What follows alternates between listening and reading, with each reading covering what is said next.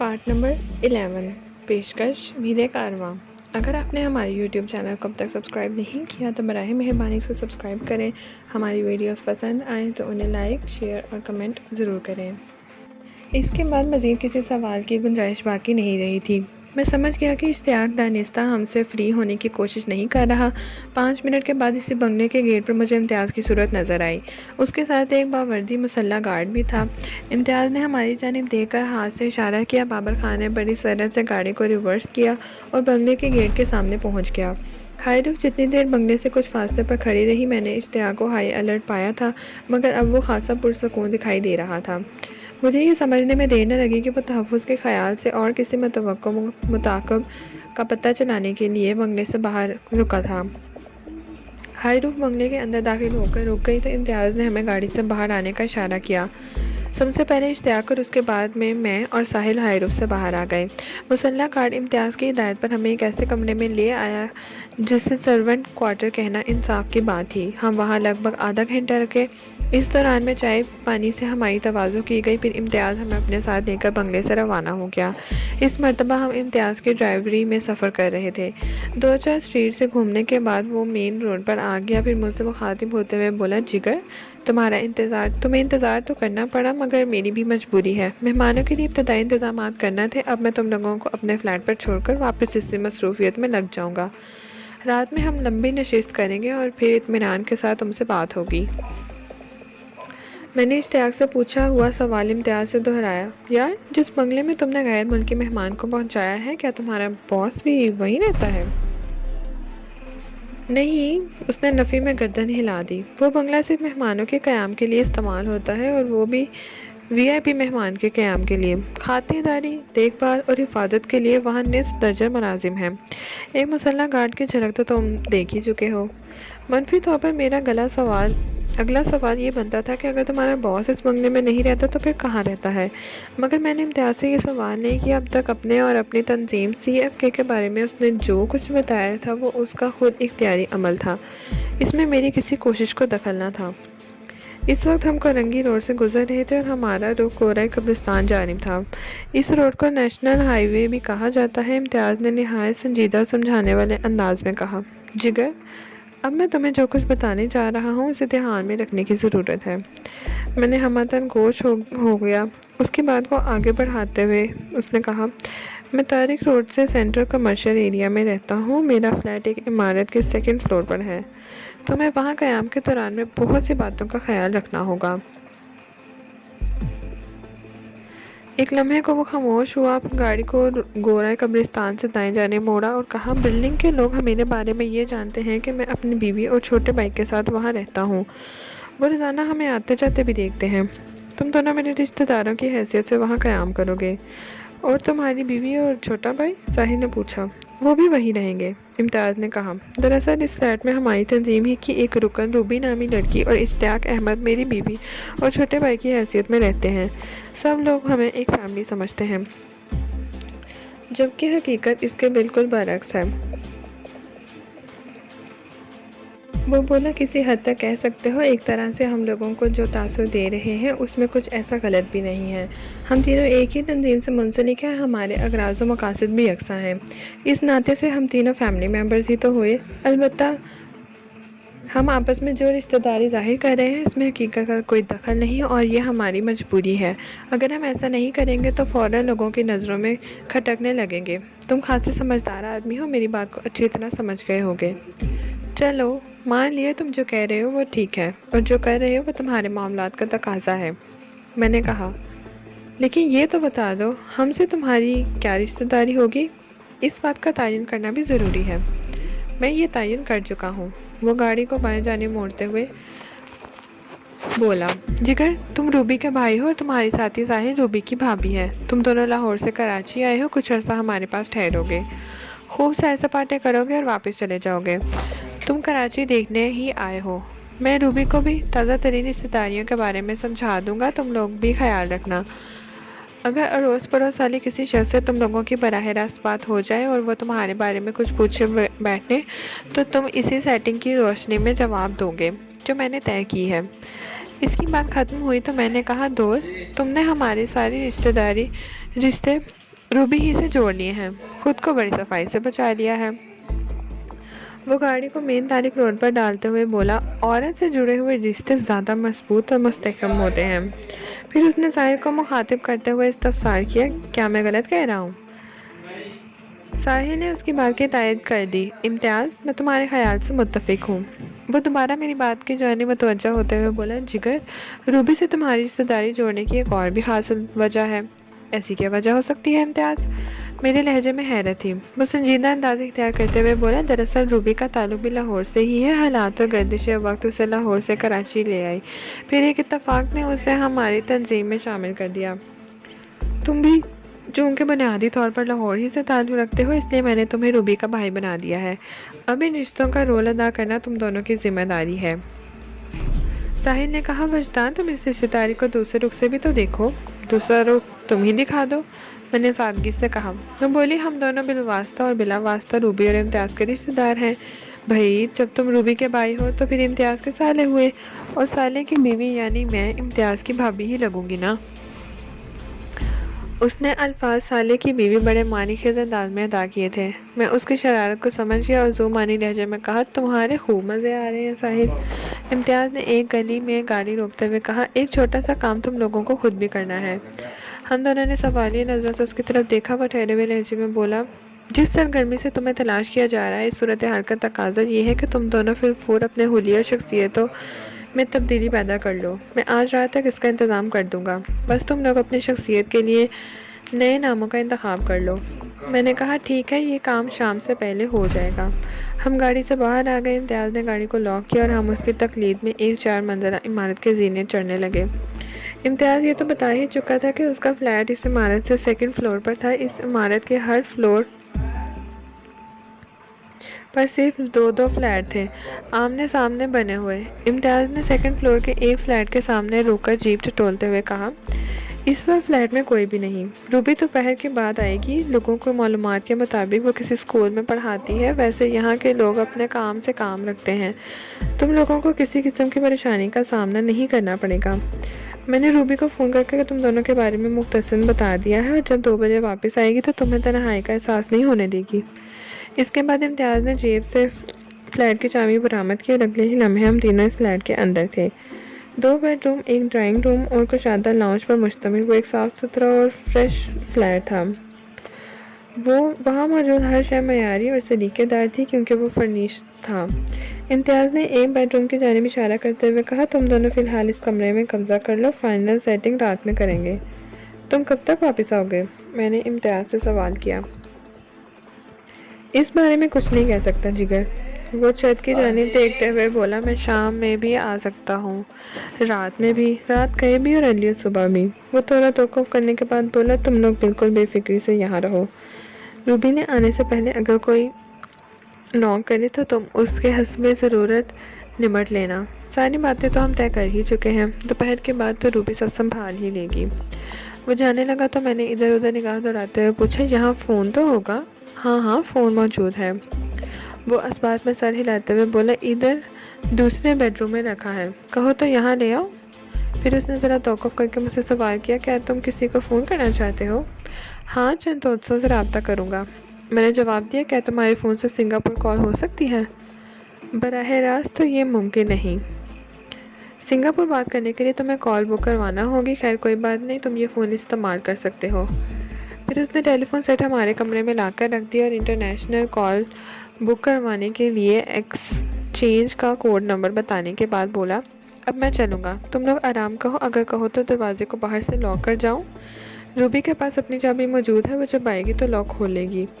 میں نے کہا، نہیں، تم دروازے کو باہر سے مقفل نہ کرو، میں اندر سے بولٹ کر لیتا ہوں، روبی کے آنے پر میں دروازہ کھول دوں گا۔ اگر تم باہر لاک لگا گئے تو پھر ہم کسی ہنگامی صورتحال میں اندر سے دروازہ نہیں کھول سکیں گے، یہ رسک لینا ٹھیک نہیں ہے، کسی وقت بھی کوئی حادثہ پیش آ سکتا ہے، کوئی ट्रबल शूटिंग हो सकती है, घर के अंदर अचानक आग भड़क सकती है। किसी किस्म के हालात में हमारे लिए जाए फरार रहना चाहिए। तुम बिल्कुल ठीक कह रहे हो वजदान, वो तायदी अंदाज में बोला। एहतियात के तकाज़ों को नज़रअंदाज नहीं करना चाहिए। फिर वो जाने के लिए दरवाजे की जानिब कदम बढ़ाने लगा तो मैंने कहा, इम्तियाज़, तुम्हारे साथ तफसीली मीटिंग तो रात को होगी, लेकिन एक सवाल ने मेरे जहन को बुरी तरह उलझा रखा है। अगर सरदस्त इसका जवाब मिल जाए तो मुझे इत्मीनान हो जाएगा। क्या इस सवाल का ताल्लुक मुझसे है? खालिस्तन वो सवाल तुम ही से मुतल्लिक है। मैंने उसके चेहरे पर निगाह जमाते हुए कहा। वो संजीदगी से बोला, पूछो, क्या पूछना चाहते हो? मैंने पूछा, इम्तियाज़, हमारी मुलाकात को अभी 24 घंटे भी नहीं गुजरे। गुज़िश्ता रोज़ दोपहर के वक्त हम पहली मर्तबा मिले थे। इस कलील मुद्दत में एक दूसरे को जान लेना और दूसरे पर ब्लाइंड फेथ करना समझ में आने वाली बात नहीं। तुम मेरा मतलब समझ रहे हो ना? मैंने ज़रा तौक़ुफ़ करके सवालिया नज़र से उसे देखा। वो बोला, ज़रा वजाहत कर दो जिगर, तुम अपने फेथ की बात कर रहे हो या मेरे फेथ की? ख़ास तौर पर तुम्हारे फेथ की बात कर रहा हूँ, मैंने एक एक लफ्ज़ पर जोर देते हुए कहा। मेरा फेथ तो तुम्हारे फेथ से मुश्तरक है। वो एक लम्हे को किसी गहरी सोच में डूबा नज़र आया, फिर ठहरे हुए लहजे में बोला, मेरे फेथ के बारे में क्या जानना चाहते हो? मैंने मुख्तसरन और जामे अल्फाज में उसे बताया, दोस्त, तुम इंतकामी मकासद के हामिल एक खुफिया तंजीम CFK के आला कार हो। इस नौयत की शक्लें अपने राजों की हिफाजत को बहुत अहमियत देती हैं और उनका तरीक़ा कार नहायत ही सीक्रेट होता है, मगर हमारे साथ तुम्हारे रवैये से ज़ाहिर होता है कि तुम इंतहाई बेएहतियाती और गैर जिम्मेदारी का सबूत दे रहे हो। तुम लोगों ने कल दोपहर राशिद मिनहाज रोड पर मियाँ जाहिद के 3 बंदों को गोलियों से छलनी कर दिया। हम इस वारदात के भी ऐनी शाहिद थे। तुमने हमला ख़त्म करने के बजाय अपने साथ हाई रूफ में बिठा लिया और नहायत शराफत के साथ बहादुराबाद के चौराहे पर उतार कर आगे बढ़ गए। ये रवैया नाकाबिल यकीन है। यही नहीं बल्कि दौरान सफ़र में तुमने अपनी तंजीम के हवाले से हमें खासी मालूमात फराहम भी की। वज़ीर मुस्कुराते हुए अपने सर को हल्की से बाती जुम्बश देता रहा और हम उसके लब खामोश रहे। शायद वो मेरी बात मुकम्मल होने का इंतज़ार कर रहा था। मैंने बात को आगे बढ़ाया, और आज अगली सुबह से तुम हमारे साथ जिस तरह पेश आ रहे हो वो मज़ीद हैरत में डालने वाली बात है। तुमने हमें अपने बॉस और उसके अंग्रेज़ मेहमानों के बारे में भी तफसीलन बताया, फिर वो बंगला भी दिखाया जहाँ नील आर्मर और उसके सेक्रेटरी क़याम करेंगे, और अब हमें अपने फ्लैट में ले आए हो। क्या किसी अजनबी पर इतनी जल्दी और इस कदर भरोसा किया जा सकता है? और अजनबी भी ऐसे लोग जिनके पीछे दुश्मन पड़े हों और उन्हें ख़तरनाक इंडियन एजेंट और दहशतगर्द गर्दाना जा रहा हो। मेरी ज़ाती उलझन को दूर करने के लिए तुम्हारे पास क्या जवाब है इम्तियाज़? वो चंद लम्हे मुझे देखता रहा, फिर गंभीर आवाज़ में उसने इस्तफसार किया, तुमने कभी पहली नज़र की मोहब्बत के बारे में सुना है? मैंने इस बात में सर हिलाते हुए कहा, वही ना जिसके बारे में कुछ इस किस्म के अल्फाज अदा किए जाते हैं। वो आया, उसने देखा और फतह कर लिया। बिल्कुल बिल्कुल, उसने पुरज़ोर तायद की, फिर बोला, जिस तरह पहली नज़र की मोहब्बत होती है इसी तरह पहली नज़र की दोस्ती भी होती है जिगर। मैंने और साहिल ने हैरत अमेज़ नज़रों से उसे देखा और मुझ पर तवज्जो मरकूज़ रखते हुए बोला, वजदान, मैंने कल रेलवे स्टेशन पर तुम्हें पहली मर्तबा देखा। मेरे दिल ने तुम्हें पसंद किया और दिमाग ने दोस्ती के लिए मुंतखब कर लिया। ये सरासर एक बेइख्तियारी का अमल है। लेकिन मैंने कुछ कहने के लिए अपना मुंह खोलना चाहा तो उसने हाथ के इशारे से मुझे बोलने से मना कर दिया और कहा, मैं जानता हूँ अब तुम फिर CFK के हवाले से कोई सवाल करने वाले हो। वजदान, मैं तुम्हें अपनी तंजीम का मकासद के बारे में पहले बता चुका हूँ। हम जालिम का हाथ तोड़ते हैं और मजलूम को इंसाफ मुहैया करते हैं। इस हवाले से अगर मैं तुम्हारी मदद कर रहा हूँ तो दर हकीकत मैं अपने तंजीमी फ़राइज़ निभा रहा हूँ। तुमसे मेरी दोस्ती एक अलग चीज़ है और CFK के मामलात बिल्कुल अलग। मैं CFK के प्लेटफॉर्म से तुम्हारी मदद तो करता रहूँगा, मगर कभी तुमसे ये नहीं कहूँगा कि तुम हमारी तंजीम के लिए काम भी करो। मेरी दोस्ती सिर्फ़ और सिर्फ तुमसे है जो हर किस्म के मफाद से बालातर और जुदागाना है। तुम यकीन करो या ना करो। उसके लफ्ज़ों से सच्चाई और लहजे से खलूस टपकता था। मैंने इस वक्त इम्तियाज़ की आंखों में बेलौस दोस्ती के जज्बात उमड़ते देखे और बेइख्तियार आगे बढ़कर उसे गले से लगा लिया। चंद लम्हात तक हम दोनों बगल गिरी की हालत में खामोश खड़े एक दूसरे को भींचते रहे। फिर इम्तियाज़ ने मेरे दोनों बाजुओं को अपने हाथों की मजबूती की गिरफ्त में जकड़ते हुए जज्बात से मगलूब आवाज़ में बोला, वजदान, میں نے تم سے دوستی کا دعویٰ کیا ہے تو قدم قدم پر اسے نبھانے کی کوشش بھی کروں گا۔ تم دیکھ لینا میں اپنے قول و فعل میں کتنا راست ہوں۔ میں نے کہا میں نے بھی دوست مان کر تمہیں گلے لگایا ہے، تم وجدان کی دوستی کو کبھی فراموش نہیں کر سکو گے۔ وہ پورا اعتماد لہجے میں بولا، انشاءاللہ ہماری یہ دوستی مثالی ثابت ہوگی۔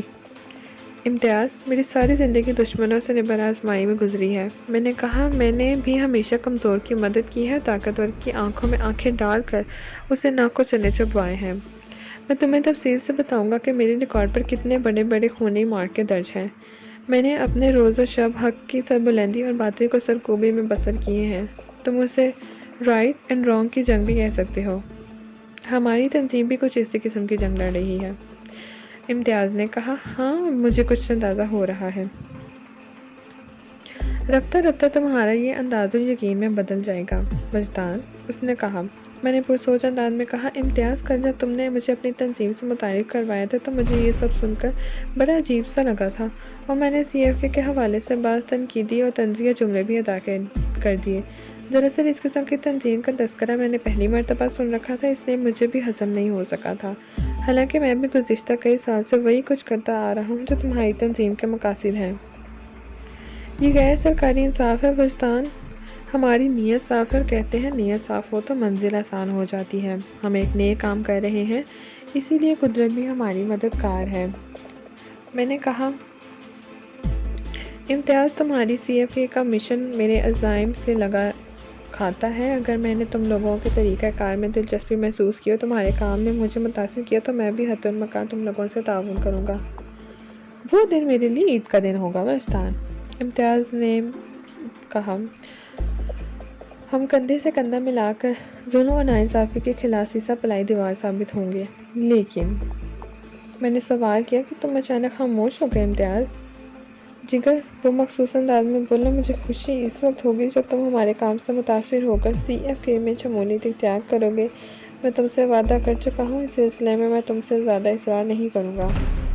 میں نے خاموشی سے اسباب میں سر ہلانے پر اکتفا کیا۔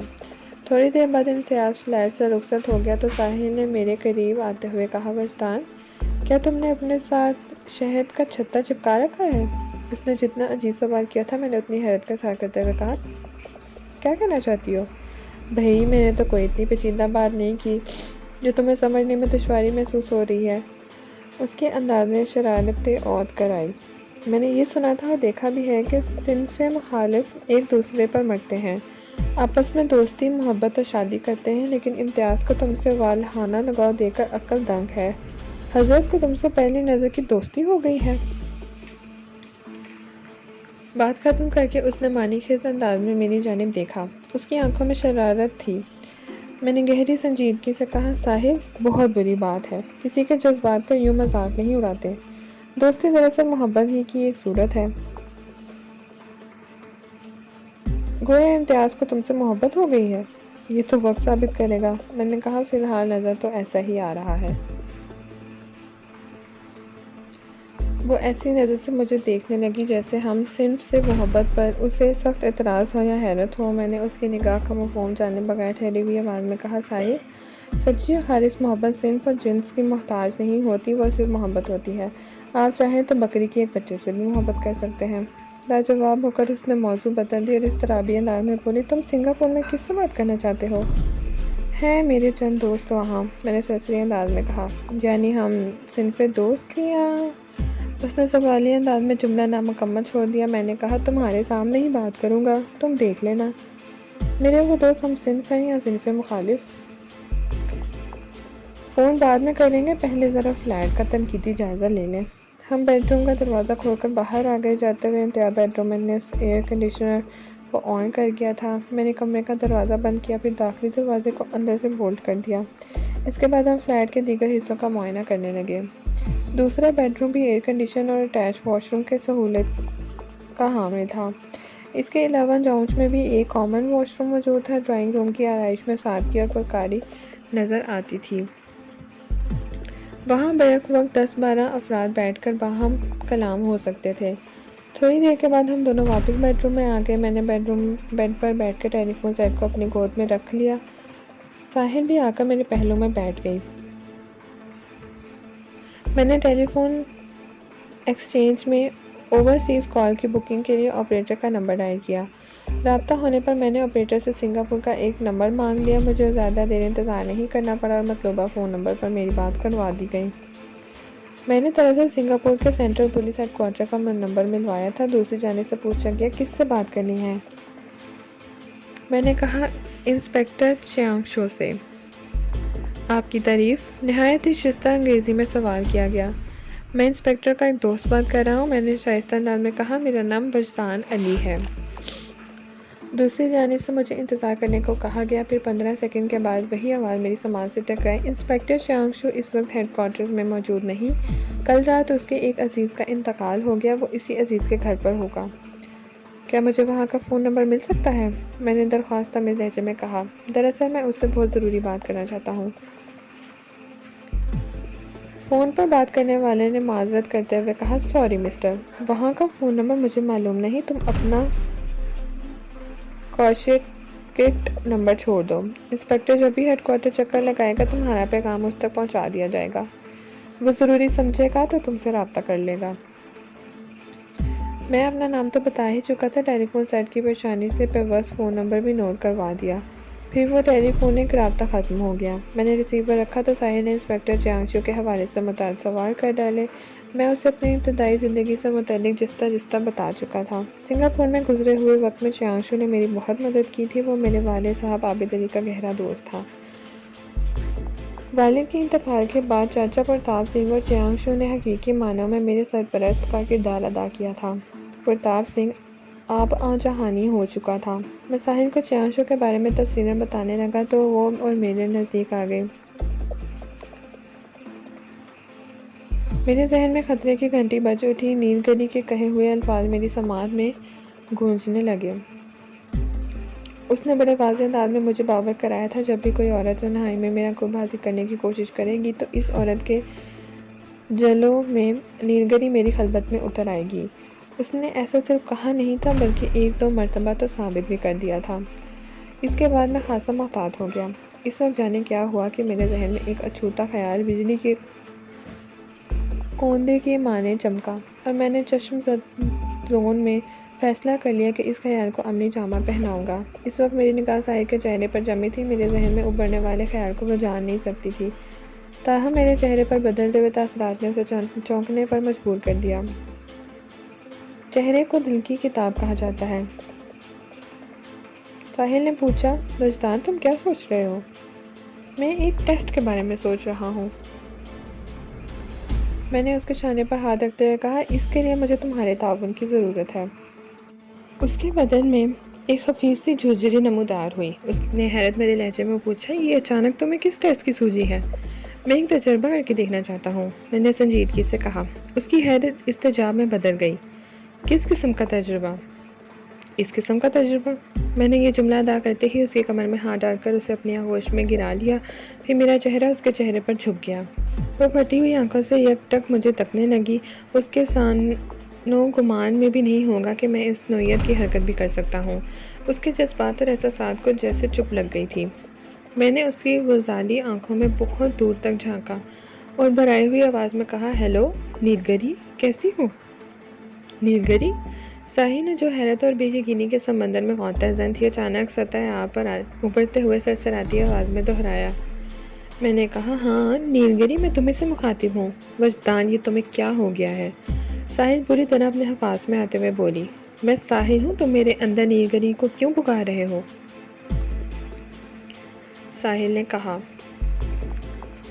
نیل گری کو وہاں غیر موجود پا کر میرے سینے سے اطمینان بھری سانس خارج ہوئی۔ میں نے ٹالنے والے انداز میں کہا، کچھ نہیں، بس ایسے ہی۔ کیا بس ایسے ہی؟ وہ آسانی سے مطمئن ہونے والی نہیں تھی۔ تمہیں یہ بیٹھے بٹھائے نیل گری کا خیال کیسے آ گیا؟ میں نے اس کے سوال کا خاموشی سے جواب دیا۔ اس مرحلے میں الفاظ کو سہارا بنانا حماقت کے مترادف ہوتا۔ اس نے کسی انگارے کی مانند دہک رہے جذباتوں میں پوچھا۔ میں نے ان گلاب ہونٹوں کی تازگی سے اپنے وجود کو مہکا لیا۔ ساحل نے اس مخملی گرفت سے آزاد ہونے کی اداکاری کرتے ہوئے آنکھیں بند کر لی۔ میں نے ان شبنمی لمحات کی آتشی ساعتوں میں پہلی مرتبہ رچ کر ساحل کو پیار کیا۔ کچھ دیر بعد اس نے آنکھیں کھول دی اور مجھ سے جدا ہوتے ہوئے بولی، وجدان تم پچھلی رات کے جاگے ہوئے ہو، تھوڑی نیند لے لو۔ نیند کے خمار سے تمہاری آنکھیں سرخ اور پلکیں بوجھل ہو رہی ہیں۔ میں اس وقت شدت سے نیند کی طلب محسوس کر رہا تھا۔ کسی فرمانبردار ننھے بچے کی طرح میں نے ساحل کی نصیحت پر عمل کیا اور بیڈ پر دراز ہو گیا۔ ساحل نے ایک ٹانگ کو فولڈ کر کے گھٹنے کے خمیدہ حصے کو میرے لیے تکیہ بنا دیا، پھر وہ کسی ایکسپرٹ مساجر کی طرح اپنی مخروطی انگلیوں سے میرے بالوں کو سہلانے لگی۔ اس کی ریشمی ہتھیلیوں کا گداز سر کے راستے میرے بدن میں اترنے لگا۔ میں نے آنکھیں بند کر کے جسم کو ڈھیلا چھوڑ دیا۔ نیند کی وادی میں قدم رکھنے سے پہلے میں نیند گہری کے بارے میں سوچ رہا تھا۔ آج کے تجربے نے میرے لیے سوچ کے کئی در کھول دیے تھے۔ نیند گہری کا سنسنی خیز دعویٰ غلط ثابت ہوا۔ ساحل میری تنہائی میں آنے کے باوجود بھی اول تا آخر ساحل ہی رہی تھی، جس کے نتیجے میں یہ سوچنے پر مجبور ہو گیا کہ کیا نیند گہری نے مجھے بے وقوف بنانے کے لیے وہ طوفان آمیز اور رونگٹے کھڑے کر دینے والا دعویٰ کیا تھا۔ اس نے ایک دو مرتبہ اپنے دعوے کی تصدیق کی تھی، لیکن یہ ممکن نہیں تھا کہ وہ ہر وقت مجھے اپنی نگاہ میں رکھے، اور آج اس خیال کی توثیق بھی ہو گئی۔ میں سمجھ گیا، نیند گہری مجھے صرف اپنے لیے مخصوص رکھنا چاہتی تھی، اس لیے دوسری عورتوں کو مجھ سے دور رکھنے کے لیے اس نے وہ خطرناک چال چلی تھی، اور میں اس پر اعتبار کر کے اس کی چال میں آ گیا تھا۔ وہ پراسرار ہستی مجھ سے محبت کے دعوے دار تھی، اور اس نے مجھے اپنا محبوب تسلیم کر لیا تھا۔ وہ مجھے اپنی جائیداد بنا کر رکھنے کے چکر میں تھی، اور مجھے کسی کی ذاتی پراپرٹی بن کر رہنا قطعاً قبول نہیں۔ حالیہ تجربے نے نیند گہری کے منصوبے کا راز فاش کر دیا تو مجھے اس کی اس حرکت پر غصہ آنے لگا۔ یہ ٹھیک ہے کہ اس نے بعض نازک مواقع پر میری بھرپور مدد کی تھی، لیکن اس کے ہاتھوں بے وقوف بننے سے مجھے شدید ہیبت کا احساس ہوا، اور نیند گہری کا وہ تعاون اور مدد بھی مجھے خود غرضی کی ایک شکل نظر آئی۔ وہ مجھے زیادہ سے زیادہ زیر بار کر کے مجھ پر تصرف حاصل کرنے کے لیے اپنی راہ ہموار کر رہی تھی۔ میں نے اپنے دل میں اسی وقت ایک اٹل فیصلہ کر لیا کہ آئندہ میں آنکھیں بند کر کے نیند گہری پر بھروسہ نہیں کروں گا، اور اگر اس نے کسی چالاکی یا چال بازی کا مظاہرہ کرنا چاہا تو میں بھی جواباً اسی لیول کی عیاری اور شاطری دکھاؤں گا۔ وہ اگر نادیدہ اور پراسرار شکتیوں کی مالک ہے تو میں بھی کوئی ایسا کیا گزرا نہیں تھا کہ اس کے ہاتھوں کا کھلونا بن کر رہ جاتا۔ میں چند روز تک سنجیدگی سے اگر چی کی ایڈوانس مشقیں کر لیتا تو اس باطنی قوت سے میں بے پناہ استعداد پیدا کر سکتا تھا۔ نیند گہری کے خیالوں سے الجھتے ہوئے میں گہری نیند میں ڈوب گیا۔ جب میری آنکھ کھلی تو شام کے 5 بج چکے تھے۔ کمرے کے باہر سے مجھے باتوں کی آواز آئی۔ جلد ہی مجھے اندازہ ہو گیا کہ ساحل کسی دوسری عورت سے بات چیت کر رہی تھی۔ اسی وقت میرے ذہن میں روبی کا نام چمکا۔ امتیاز نے بتایا تھا کہ وہ 2 بجے تک واپس آ جائے گی۔ میں 11 ساڑھے 11 بجے سونے کے لیے لیٹا تھا۔ اس کا مطلب تھا میں نے اچھی خاصی نیند لے لی تھی۔ روبی کی واپسی کا مجھے کچھ پتہ نہیں چلا تھا۔ میں نے ایک بھرپور انگڑائی لے کر بستر چھوڑ دیا۔ بنگلے پر مسلح کار نے ہماری جو خاطر تواضع کی تھی اس کے تاثرات معدوم ہو چکے تھے، اور میں ہلکی پھلکی بھوک محسوس کر رہا تھا۔ میں کمرے سے باہر نکل آیا۔ باہر لاؤنج میں نے ساحل کو ایک نہایت ہی حسین اور جمیل عورت کے ساتھ کرسیوں پر بیٹھے پایا۔ میں نے اس عورت کو سلام کیا تو اس نے میرے لیے بھی ایک کرسی سیدھی کر دی اور نہایت ہی مہذب انداز میں مجھے بیٹھنے کو کہا۔ روبی اس میں بام صحیح تھی۔ کبوتر کی آنکھ جیسی سرخی رکھنے والا یا قوت روبی اگر اپنی شان اور جاہ و جلال میں بے مثال ہے تو گلابی رنگ کے حامل یا قوت کے حسن اور دلکشی کا بھی کوئی ٹھکانہ نہیں۔ روبی کی جلد شفاف اور رنگت بے داغ تھی۔ یوں محسوس ہوتا تھا دستے قدرت نے معدے میں گلاب کی پتیوں کو گوندھ کر اسے تخلیق کیا ہو۔ وہ بلا شبہ ایک پرکشش اور جاذب نظر شخصیت تھی۔ اس کی عمر لگ بھگ 27 سال رہی ہوگی۔ مجھے اپنی جانب دیکھتے پا کر اس نے قدرے جھیمتے ہوئے کہا، وجدان بھائی، آج ذرا ہاتھ منہ دھو کر فریش ہو جاؤ، میں آپ لوگوں کے لیے ناشتہ لگاتی ہوں۔ رات کا کھانا ہم امتیاز کے آنے کے بعد کھائیں گے۔ اس نے اتنی اپنائیت اور محبت سے مجھے بھائی کہا تھا کہ میرا دل مسرت سے بھر گیا۔ میں حقیقی خوشی کی بھنور میں خود کو سرشار محسوس کرنے لگا۔ مجھے یہ بھی یاد آ گیا کہ یہاں مجھے روبی کے بھائی کی حیثیت سے قیام کرنا ہے۔ امتیاز نے مجھے اپنے لیے نئے نام منتخب کرنے کو بھی کہا تھا، اور میں نے یہ کام انجام دے دیا تھا۔ میں نے روبی سے مخاطب ہوتے ہوئے کہا، امتیاز نے تمہیں ہمارے بارے میں مختصراً بتایا ہوگا، کچھ باتیں ساحل کی زبانی تمہیں پتہ چلی ہوں گی۔ ایک اہم بات میں بتانا چاہتا ہوں، اور وہ یہ کہ اب میں وجدان نہیں اور یہ ساحل نہیں۔ آخری الفاظ میں نے ساحل کی جانب اشارہ کرتے ہوئے کہے تھے۔ اسی کے ساتھ ہی پارٹ نمبر 11 اختتام پذیر ہوتا ہے۔ ناول کا بقیہ حصہ پارٹ 12 پہ سماعت فرمائیے۔